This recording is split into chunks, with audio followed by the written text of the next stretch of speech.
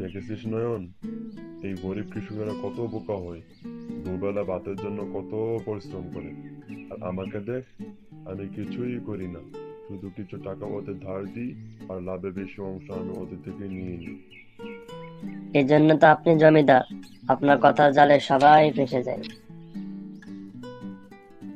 হ্যাঁ, তুই ঠিক বলছিস।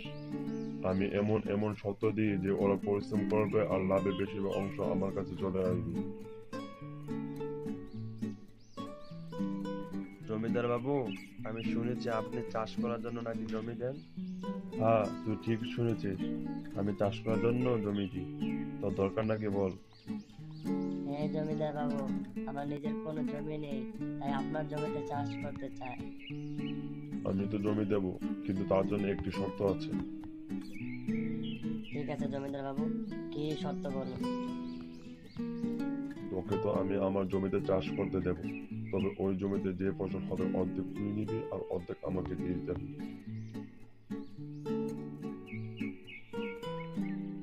আমাকে প্রচুর পরিশ্রম করতে হবে, তাহলে আমার লাভে কিছু থাকবে।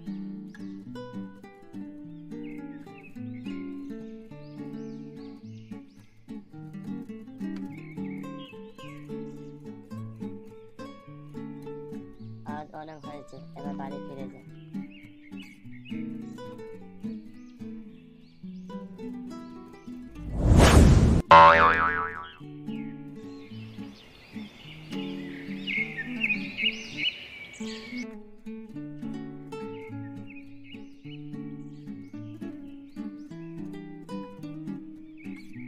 বাহ, আমার তো ভালোই ফসল হয়েছে।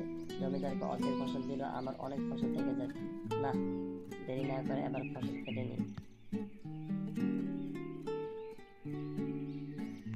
জমিদার বাবু, আপনি শুনেছেন আজ করিম ফসল কাটবে? আমি শুনেছি করিমের নাকি ভালো ফসল হয়েছে। বাহ, তুই ভালো খবর এনেছিস, আজ কলমে ফসল কাটবে। চল তাহলে কলমের কাছে চল।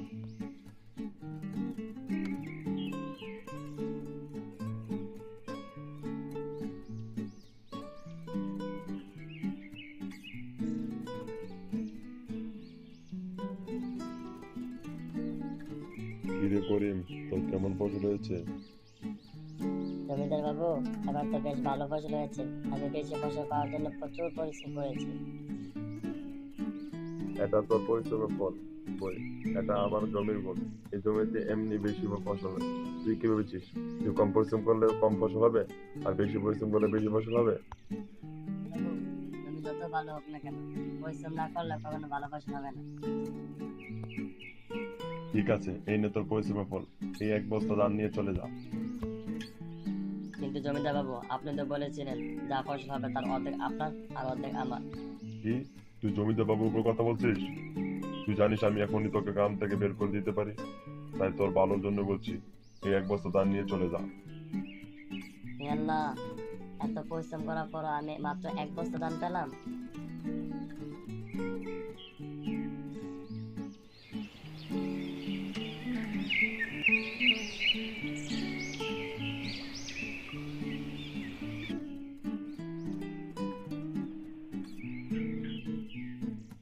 কি গো করিম কাকা, তোমাকে এমন দুঃখিত দেখাচ্ছে কেন? আমি তো শুনেছি তোমার অনেক ভালো ফসল হয়েছে, তোমার তো খুশি থাকার কথা। তুই ঠিক শুনেছিস আরিফ, আমার অনেক ভালো ফসল হয়েছে, কিন্তু ওই লুবি জমিদার সব ফসল নিয়ে চলে গেছে। আমাদের কি জমি আছে বল, যে যা ফসল হবে সব আমরা পাবো। ও, এই ব্যাপার। আমি অনেকের মুখে শুনেছি জমিদার বাবু জমিতে চাষ করিয়ে নিয়ে অল্প ফসল দিয়ে সব ফসল নিয়ে চলে যায়। তোমার সাথে তাই করেছে বুঝি? আচ্ছা ঠিক আছে, এবার আমি জমিদার বাবুকে মজা দেখাবো।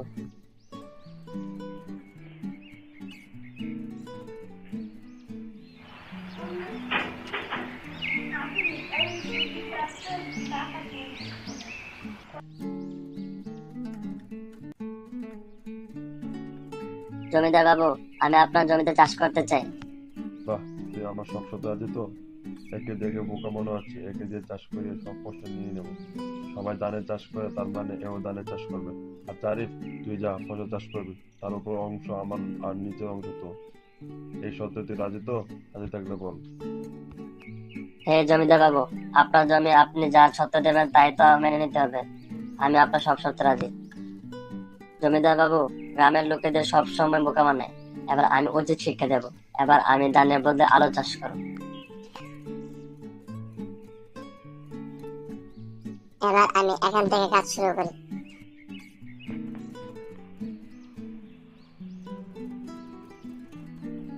আজ অনেক কাজ হয়েছে, যাই, বাকি কাজ কালকে করবো।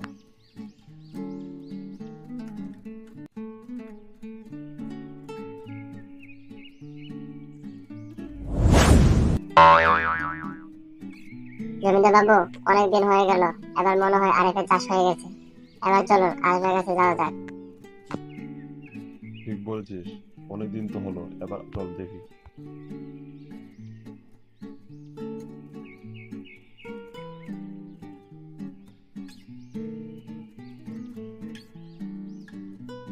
কিরে আরিফ, তোর সত্য কথা মনে আছে তো? অনেক তো ফসল হয়েছে, ফসলের উপর অংশ আমার, নিচের অংশ তো।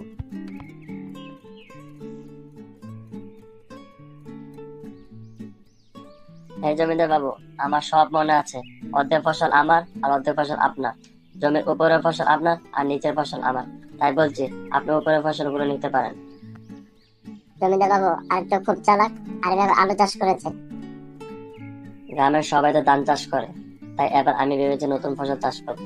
তাই আমি ধানের বদলে আমি আলু চাষ করেছি। আরিফ, তুই আমাকে উচিত শিক্ষা দিয়েছিস, আমি বুঝতে পেরেছি। আমি গ্রামের লোকদের ঠকিয়ে লাভের পুরো অংশ আমি নিয়ে নিই। এবার থেকে আমি আর কোনো কৃষককে বোকা বানাবো না, সবাইকে লাভের অংশ দিয়ে দিব। কৃষক চাষ করে কত পরিশ্রম করে, সারাদিন না খেয়ে ভুলে যায় যদি লাভের টাকা না পায় তাহলে কি হবে।